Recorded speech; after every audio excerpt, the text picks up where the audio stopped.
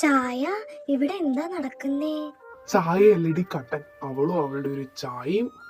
അല്ല, ഇച്ചായ എന്ന്. ഉം, ഇവിടെ എന്താ നടന്നതെന്ന് എനിക്കും മനസ്സിലായിട്ടില്ല നിന്നെ പോലെ.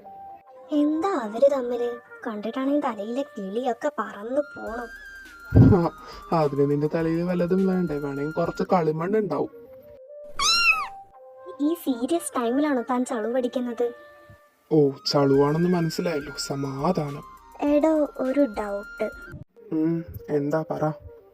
അല്ല, ഈ ബേബി വിളിക്കുന്നത് കമ്മിച്ചടായ ആളെ അല്ലേ? ആ അതെ. എക്സ്പീരിയൻസ് ഉണ്ടല്ലേ? ഉണ്ടെങ്കിൽ ഏയ് ഒന്നുമില്ല, ചുമ്മാ ചോദിച്ചതേ ഉള്ളൂ, കാര്യാക്കണ്ട കേട്ടോ. പിന്നെ അപ്പൊ അവര് കമ്മിച്ചടായിരിക്കോ? ആയിരിക്കും. ആണോ? എന്റെ കർത്താവേ, എന്റെ കൊച്ചിങ്ങനെ ഒരു ചതി പറ്റിച്ചല്ലോ. അവളുടെ ഇഷ്ടമല്ല അത്. എന്നാലും ഒന്നുമില്ല, എനിക്കൊരു ഹെൽപ്പ് ചെയ്തരുവോ താൻ പ്ലീസ്? പറ. ഇത്ര നേരം കെഞ്ചിയതല്ലേ, എന്ത് ഹെൽപ്പാ ചെയ്തു തരേണ്ടത്? അവര് തമ്മിൽ കമ്മിച്ചടാണെന്ന് നമുക്ക് കണ്ടുപിടിക്കണം. ഓക്കെ, കണ്ടുപിടിക്കാം. പിന്നെ നീ എന്നെ എന്തൊക്കെ വിളിക്കും? സാറിന്ന് വിളിക്കും, ഇച്ചായെന്ന് വിളിക്കും, ഏതെങ്കിലും ഒന്ന് വിളിച്ചൂടെ നിനക്ക്?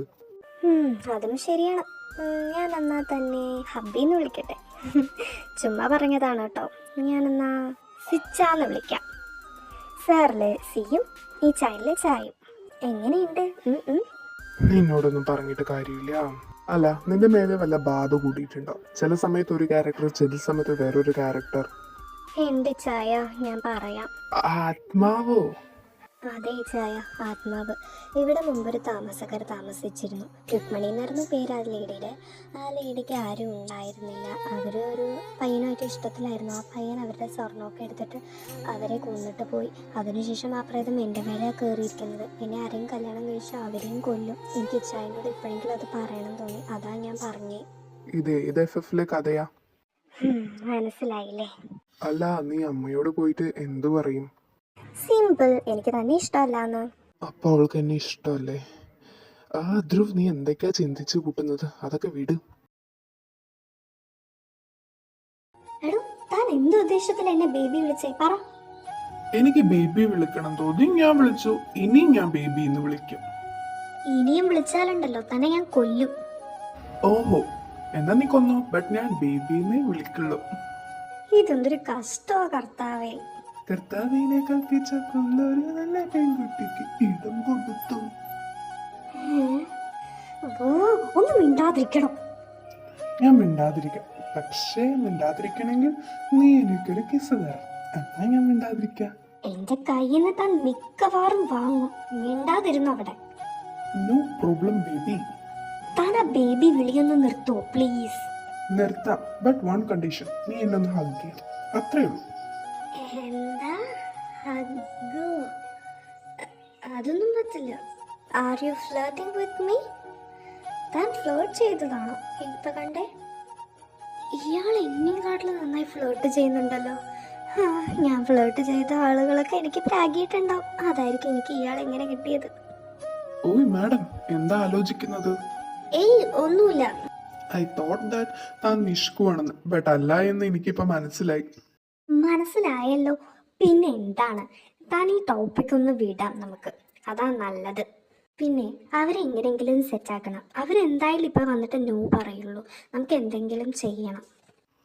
നമുക്ക് എന്തെങ്കിലും ചെയ്യാം ആ ടൈമില്. ഓക്കെ, താനേ ഇവിടെ സ്റ്റേ ചെയ്യാൻ വല്ല വഴി നോക്ക്. അങ്ങനെയാണ് നമുക്ക് അവരെ സെറ്റാക്കാൻ സിമ്പിളാ. ഓക്കെ, നോക്കാം നമുക്ക്. മക്കള് വന്നോ? അമ്മ വന്നു. എന്താ മക്കള് വല്ല ഡിസിഷൻ എടുത്തോ? അമ്മ, ഇതൊക്കെ ചോദിക്കാനുണ്ടോ? അവരുടെ ഫേസ് കണ്ടാൽ തന്നെ അറിയില്ലേ അവർ രണ്ടുപേർക്കും ഇഷ്ടമായെന്ന്. അതെ അമ്മ, അപ്പൊ ഉറപ്പിക്കാം. ഇനി ഇവരോടൊന്നും ചോദിക്കാൻ നിൽക്കണ്ട അമ്മ. അല്ലമ്മ, അമ്മ ചേച്ചി ഒന്നും പറയണ്ട.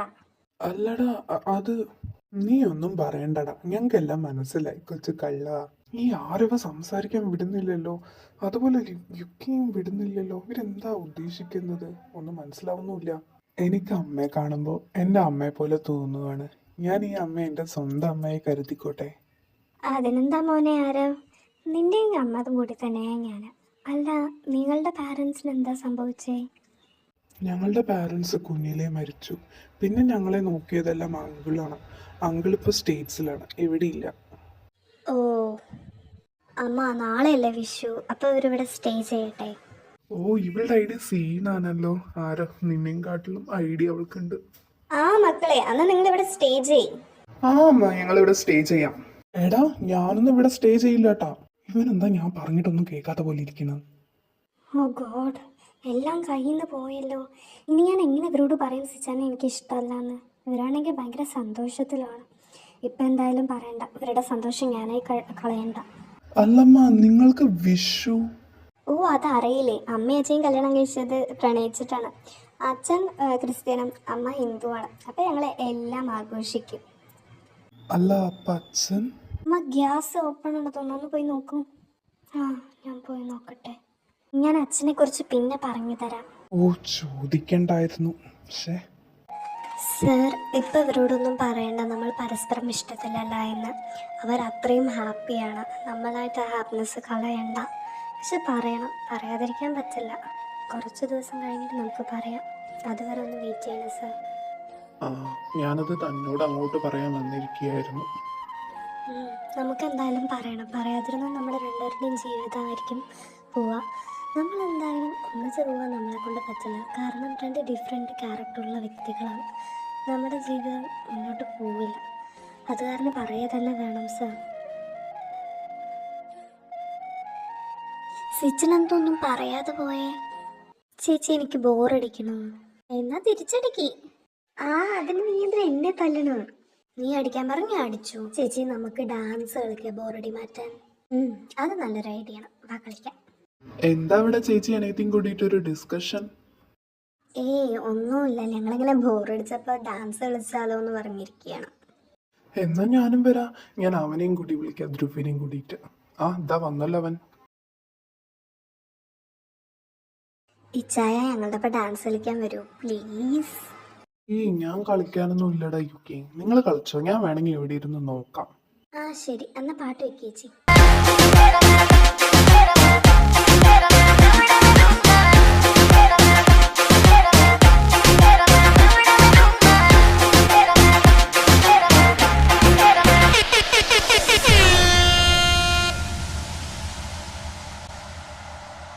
मैंने तू नीली अखियां लड़ाई गई, रातों की मेरी नींद उड़ाई गई, नशे में तेरे मुझको डुबाई गई, ऐसे मुझे घूरे तू काय को ये झूठे वादे करके पलाई गई, न जाने कितनों को रुलाई गई, और तुमको से दिल को चुराई गई, आज तुझे लेके चल काय को ओ सैया सैया वे, सैया वे, छोड़ के भैया मार के भैया जल्दी से सड़ो I am wanna सैया साइको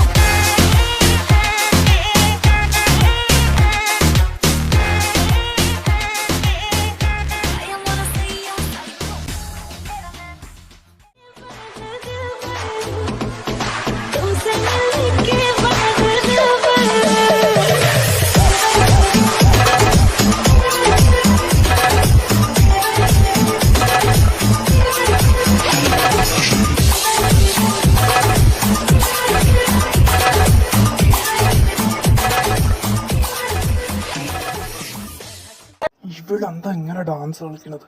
അതിന് പറ്റിയൊരു പാട്ടും. ദേഷ്യം വരുന്ന മനുഷ്യന്. ഈ ചായം പിന്നെയും പോയോ? ടയേർഡായി ഡാൻസ് കളിച്ചിട്ട്. സത്യം പറയാലോ നിങ്ങളോട്, ഞാൻ ശരിക്കും എൻജോയ് ചെയ്തു. ഞാൻ ഇങ്ങനെ ചിരിച്ചിട്ടില്ല ഈ ഇടയിൽ.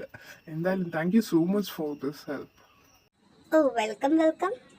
മക്കളെ, ഫുഡ് കഴിക്കാൻ വന്നേ. അമ്മ അതാ വരുന്നു.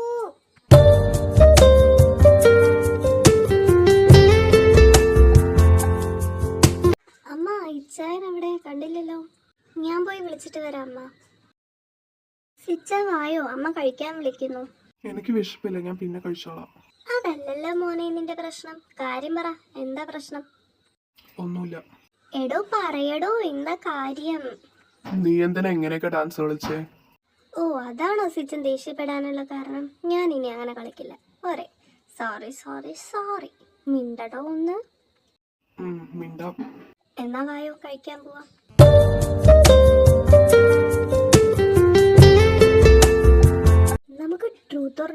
കളിച്ചാലോ? എന്നാ അത് കളിക്കാം. എന്നാൽ ആദ്യം ആരവനോട് തന്നെ ആവാം. Truth or dare. അഥവാ ഡെയറ ചൂസ് ചെയ്യുന്നതെന്ന് വെച്ച് പറഞ്ഞാൽ ഈ ബോക്സിലുള്ള ഏതെങ്കിലും ഒരു ടാസ്ക് ചെയ്യണം. ഞാൻ ഡയറാ ചൂസ് ചെയ്യുന്നത്. എന്നാൽ ഞാൻ ടാസ്ക് എടുക്കട്ടെ. ഞാനെന്നാ ടാസ്ക് എടുക്കട്ടെ. ഓ, ഹൈഡ് ആൻഡ് സീക്കാണ്. അപ്പം നമുക്ക് ഒന്നിച്ച് കളിക്കാം. ആ, അത് സെറ്റായിരിക്കും. വാ എന്ന ഒളിയം ആരവിച്ചായും പൊത്തിക്കോ.